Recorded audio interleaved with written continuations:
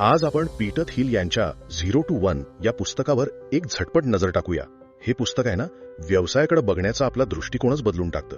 यात सांगितलंय की खरी प्रगती कॉपी करण्यात नाही, तर काहीतरी एकदम नवीन म्हणजे 0 to 1 तयार करण्यात आहे. तर यातल्या काही महत्वाच्या गोष्टी बघूया.